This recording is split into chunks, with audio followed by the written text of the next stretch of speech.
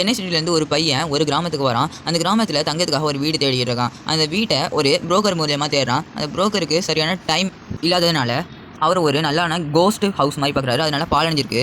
ஆனாலும் அந்த பையன் தங்குறதுக்கு வீடு வேணுன்றதுனால அந்த வீடு ஓகேன்னு சொல்லிடுறான். கூட அவனோட ஃப்ரெண்டு ஒருத்தன் இருக்கான். அவனும் அவனோட ஃப்ரெண்டும் சேர்ந்து அன்றைக்கி காலையில் ஃபுல்லாக அந்த வீட்டை நல்லா சுத்தம் பண்ணிடுறாங்க. அந்த வீட்டை நல்லா சுத்தம் பண்ணிட்டு தூங்குறாங்க. தூங்கிட்டே இருக்கும்போது திடீர்னு ஒரு சத்தம் கேட்குது. அப்போ ஒருத்தன் மட்டும் டக்குன்னு எந்திக்கிறான். பயந்து போய் எந்திக்கிறான். பக்கத்தில் அவன் ஃப்ரெண்டை வேற காணும். அவன் ஃப்ரெண்டை தேடிக்கிட்டே அவன் கீழே ஒரு பாலடைஞ்ச ரூம் இருக்குது. அந்த பாலடைஞ்ச ரூமில் ஒரு பழைய பெட்டி இருக்குது. அந்த பெட்டியை அவன் ஓப்பன் பண்ணான்ட்டு பக்கத்தில் நிறைய சாவி இருக்குது. அதில் அவன் ஒரே ஒரு சாவியை மட்டும் எடுக்கிறான். அந்த சாவியை எடுத்து அந்த பெட்டியை ஓப்பன் பண்ணுறான். அந்த பெட்டி ஓப்பன் பண்ணால் உள்ளேருந்து வெளிச்சமாகுது. திடீர்னு யாரோ பின்னாடி இருக்கிற பக்கத்தில் பார்த்தா ஒரு பெரிய பேய் நிற்குது. அவன் பயந்துக்கிட்டே இருக்கான். என்ன எதுவும் பண்ணிடாதன்னு பயப்படுறான். அவன் பயந்தோடனே பக்கத்தில் அவன் ஃப்ரெண்டு டக்குன்னு வந்து, என்ன தம்பி பயந்துட்டியா, நீ தான் தைரியசாலின்னு இல்லை அப்படின்னு சொல்லி பேசிக்கிட்டே இருந்தாங்க.